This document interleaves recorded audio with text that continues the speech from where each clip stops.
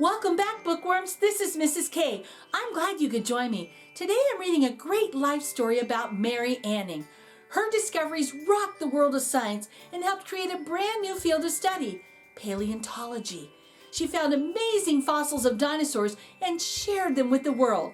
Let's experience the magic of reading as I read to you Dinosaur Lady, the daring discoveries of Mary Anning, the first paleontologist, written by Linda Skeers and illustrated by Marta Álvarez Miguéns, and find out a little more about Mary and the dinosaur fossils she found.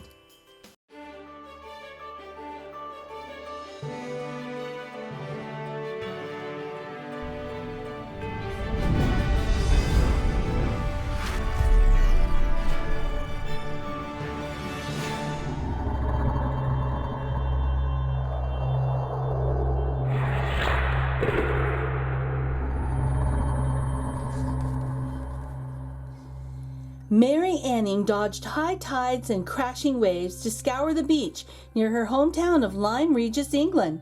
She filled her basket with curiosities to sell to tourists, like seashells and fossils with fanciful local names like snake stones, ammonites, devil toenails, belemnites, and angel wings, Petricola fulidiformis. She scrambled over crumbling cliffs and rocky peaks while avoiding life-threatening landslides. And despite the constant danger, Mary wasn't afraid. She was determined to uncover the area's long-buried secrets, no matter the risk.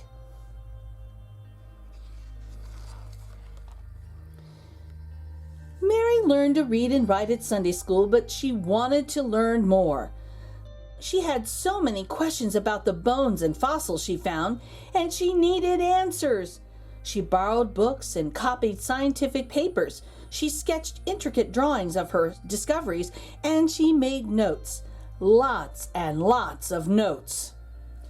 One morning when Mary and her brother were exploring the cliffs, they saw something surprising. Nestled in the rock was a large eye socket that looked right back at them. Oh my. Carefully, they chiseled away dirt and stone to expose a 4-foot-long head with a pointed snout, massive jaw, hundreds of teeth. It was frightening, but Mary wasn't scared. She was fascinated. They coaxed workers from the village to help dig it out and carry it home.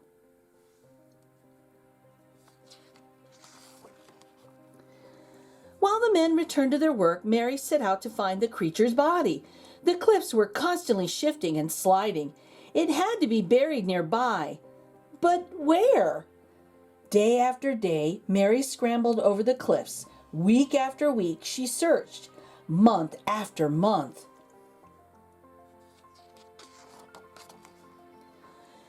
After almost a year, Mother Nature lent Mary a helping hand.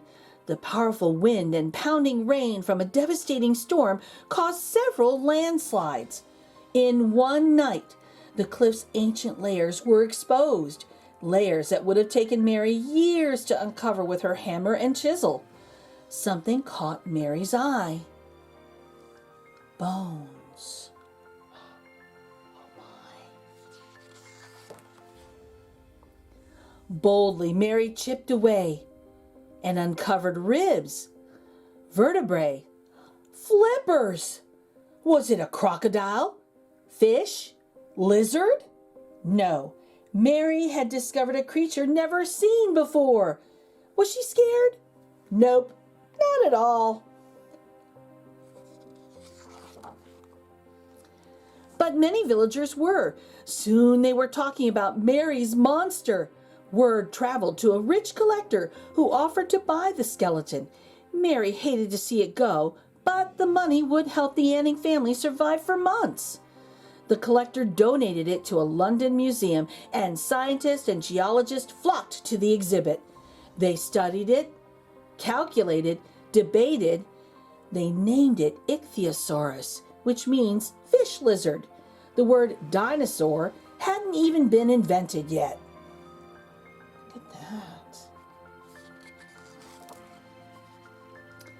They made an announcement that shocked the world. Mary's find wasn't just old, it was millions of years old. Their declaration shattered the commonly held belief that the Earth was only 6,000 years old. Also, no one had realized that a species could become extinct until they studied the remains of a creature that no longer walked the Earth. Look at her notes and pictures.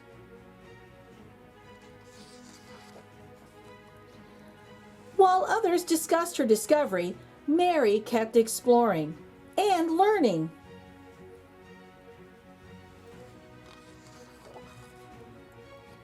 Over the years, Mary also found many odd, dark, lumpy pebbles inside skeletons.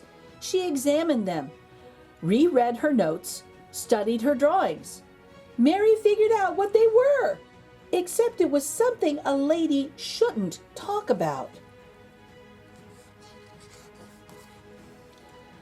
But Mary was more of a scientist than a proper lady, so she proclaimed these stones, known as bezoars, were actually fossilized poop. Geologists sneered. Scientists scoffed. Then they took a closer look and realized that she was right. Mary's discovery helped scholars learn more about what ancient creatures ate.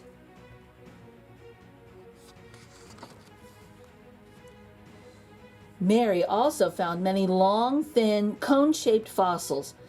They were unremarkable, ordinary, at least on the outside. Curious, she cut one open. Tucked inside was a small pocket filled with a thick, dark substance. Mary was even more curious now. Adding a few drops of water turned the substance into ink.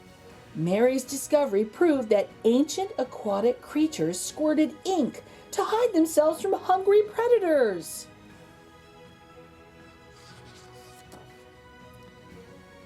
When Mary was 24, she made another amazing discovery. This creature didn't have legs or flippers. It had wings.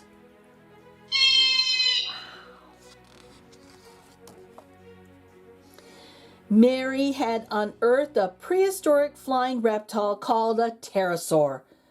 Around the world, scientists were talking about Mary's incredible discoveries.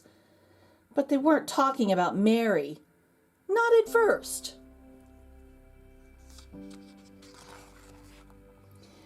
Even though Mary could identify a species from one single bone and rebuild entire skeletons like a jigsaw puzzle, she couldn't join the Geological Society of London. Women were not allowed. She couldn't attend lectures or teach university classes or even take classes.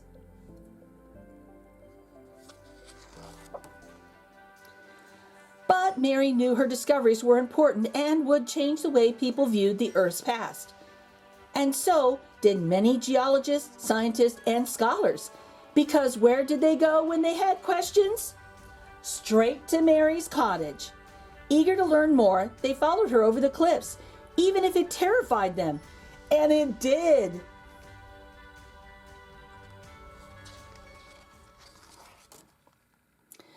Just like long-buried fossils, Mary's achievements have slowly been uncovered and shared with the world. Her daring discoveries helped form paleontology, the branch of geology that uses fossils to study prehistoric life.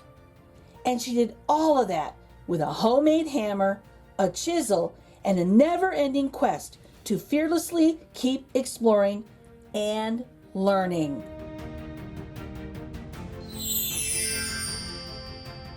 Well, bookworms, I hope you enjoyed this story. I really love Mary's curiosity and how she had so many discoveries that rocked the world of science. She was an amazing woman and showed us we can do anything.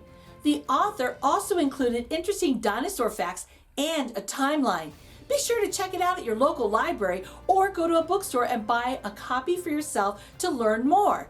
If you enjoyed reading with me, become an official bookworm and subscribe. Until next time, enjoy the magic of reading. Bye!